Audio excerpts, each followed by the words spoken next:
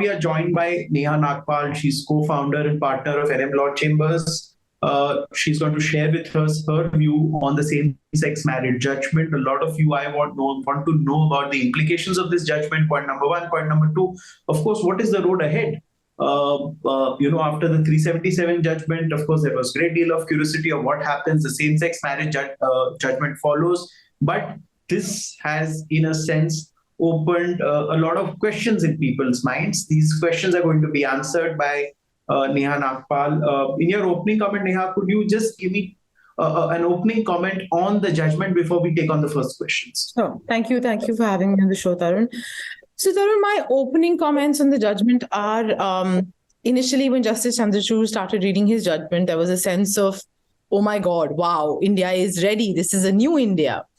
And gradually, when we realize that it's a 3:2, which is 3 against and 2 in favor, there was a sense of, because I was appearing for one of the set of petitioners, and having seen the journey from 377, where I also appeared and filed it for a dear friend, there was a sense of, oh my God, this is, we thought we were moving forward, but we are actually status quo, stalemate. So it was a little disappointing, but we obviously have to accept it for what it is. It is the law of the land today, and it is the verdict of this Honorable Supreme Court. The judgment, but having said all of that, the judgment, both the minority and the majority view, have paved the way for, serious questions to be answered by the Cabinet Committee. And the reference to the Cabinet Committee is a step forward, in a manner of speaking, a small step forward, but it is a step forward, because one is hoping that the Cabinet Committee does frame or suggests a framework where, homosexual couples, queer couples can sort of, at least, if not a marriage, at least have a civil union, so that when they make that choice to live together, issues such as medical insurance, issues such as holding a joint account together, issues such as if they have, handling a joint household, issues such as inheritance, or if they have a child together, all of that is at least there's some framework to take care of it. And that's exactly how it happened in the UK also. They moved from a complete prohibition to decriminalization to civil unions, and today marriage. So I'm hoping that the Cabinet Committee does come up with a framework. I only wish that the Supreme Court had given timelines to the Cabinet Committee, or suggested a timeline to come back with their recommendations. Now, I also want to know from you, adoption is an issue that has long been discussed. In India, a lot of children, in a sense, are in requirement to be adopted, given you're about 147 crore people. The number of orphans in the country is way too much. Of course, the adoption process is not that easy. But in case of, in a sense, the LGBTQ community, it is almost an impossibility. Could you share with us, post this judgment, what has happened? What is the way forward for adoption?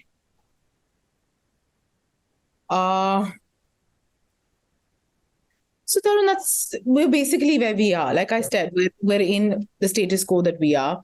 One was just hoping that any positive outcome would have also helped the surrogacy challenge, where again, single parents and obviously, queer couples are prohibited to even go in for surrogacy. Yes, there is a genuine need today in the country for children to be adopted, because a lot of children are orphans, a lot of children are given up for adoption. Sometimes, and I really appreciate what Justice Chandrachud said in his judgment, that there is no presumption that it only takes a heterosexual couple to be good parents. I think parenting is more individualistic based. It's more the human being that you are. Two men could be great parents together, two women could be great parents together. And if a trans couple can be great parents together, which they are allowed to do, so I see no reason why a queer couple cannot be.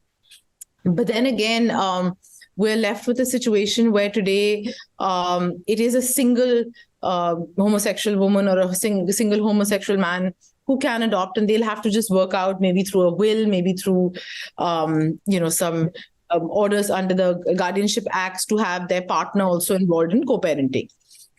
Till, of course, the Cabinet Committee comes with some recommendations. So I think a lot now hinges on the Cabinet Committee recommendations in the framework that come out. So all hope is not over. I want to know from you, in a sense, can we say safely that the court has said that the legislature, the elected people have the wisdom to decide on these things, and it's better than the courts that they firm up their views on such subjects?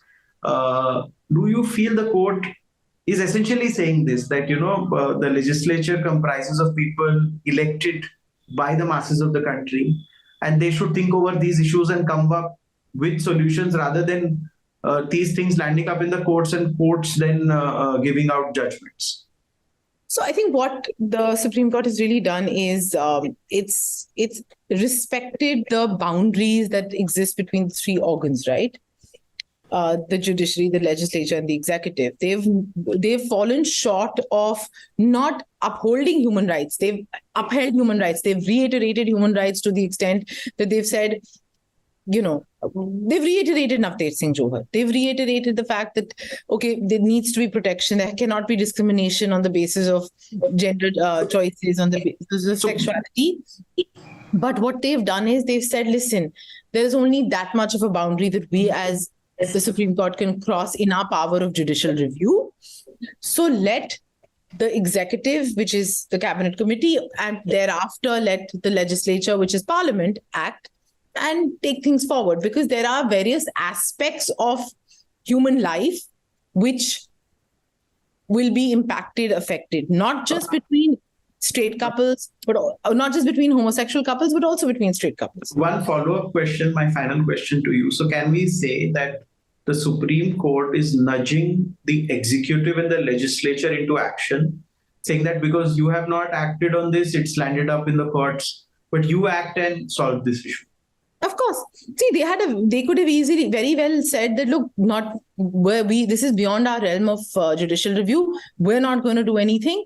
Sorry, closed doors. But they've not done that. They've gone a step further and they've said, Cabinet Committee, please consider. There is a whole list of issues that have been penned down for the Cabinet Committee to consider. Only thing is that we don't know when and how this Cabinet Committee will be formed and when it'll give its recommendations. I hope sooner than later, because a lot of human lives and very important aspects of human life are in jeopardy and in question here. Thank you so much, Neha, for sharing all these insights on the judgment with us. Of course, the last word on this issue has not been said as yet. Say about a fortnight from now, we wish to do a review of, in a sense, this judgment, reviewing the judgment in detail. A.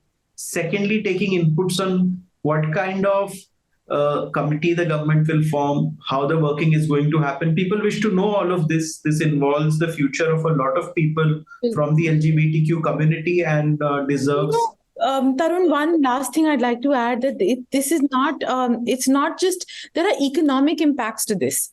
When I filed the petition for Keshav Suri in 2018, seeking decriminalization of homosexuality, we had relied on a World Bank report.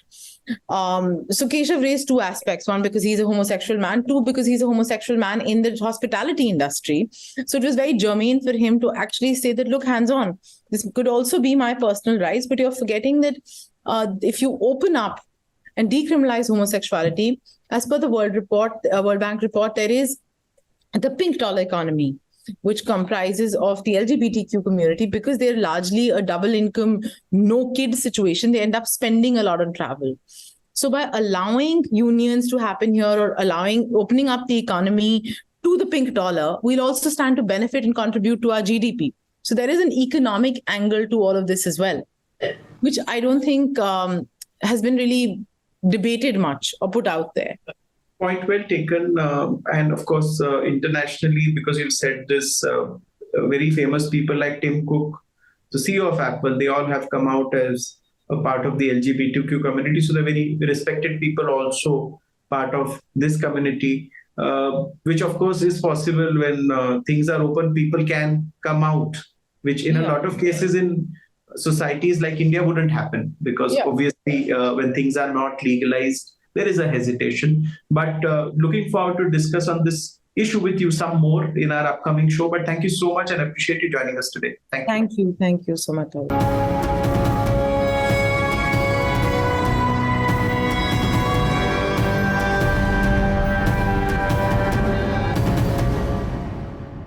For more such videos, subscribe to the NewsX YouTube channel, hit the bell icon.